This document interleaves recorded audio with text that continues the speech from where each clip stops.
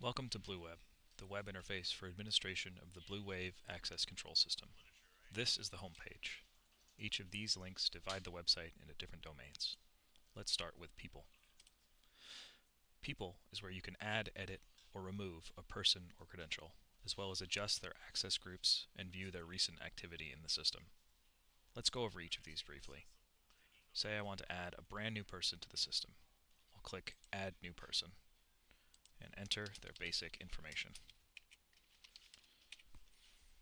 It is advised to enter a unique identifier into the employee ID field whenever possible, because this field is easily searchable and forced to be unique system-wide. When we create a person, we must put them in a group, with the option of adding more groups later. This is because access shifts and locations are defined at the group level and not at the person level. This lends itself very well to role-based access schemes and is flexible enough to work for location-based access as well.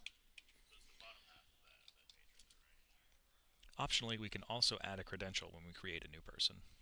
There are a range of formats available. Let's add a 26-bit prox card.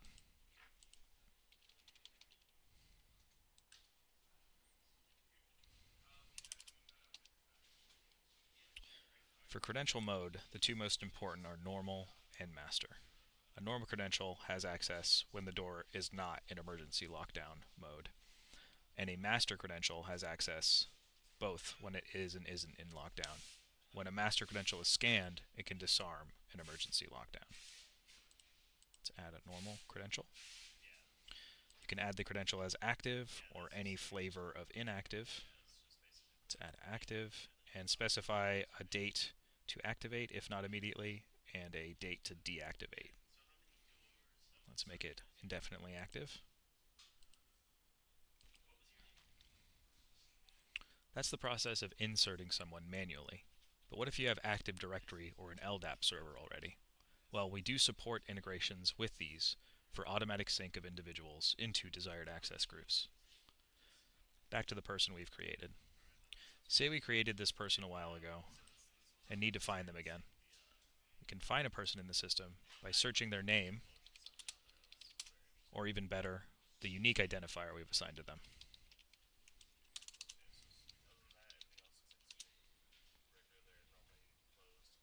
There it is. Once we click into them, we can view and edit their details and credentials. Let's say they had a name change.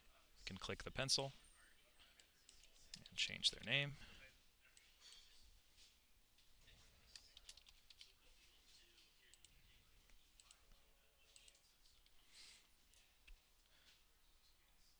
Under credentials, we can see all credentials assigned to them. Let's say, for example, they lost their credential. And we'll go ahead and deactivate this one. Call it lost. And we'll add a new one.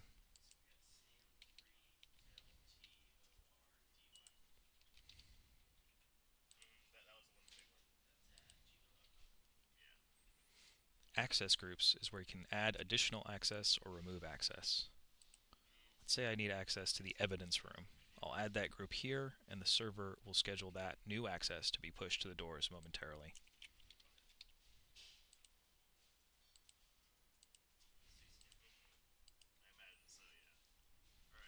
Under doors, we can see which doors they currently have access to, and shifts, the timing windows during which they have access, and under events, we can see a snapshot of their recent activity in the system.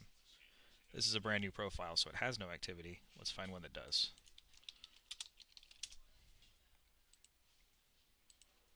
There we go. There's my activity for the last couple of days, the last few times I went in through the door. Let's move on to doors. Here we can see all the doors that our login has permission to view. These multi-door operations at the top are mostly self-explanatory, except for the emergency lockdown, which locks down all doors that your login has permissions to and can send commands to. Now let's click into Office Door South.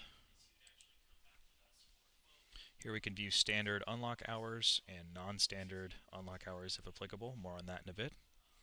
There are several commands that we can send to the door under door operations.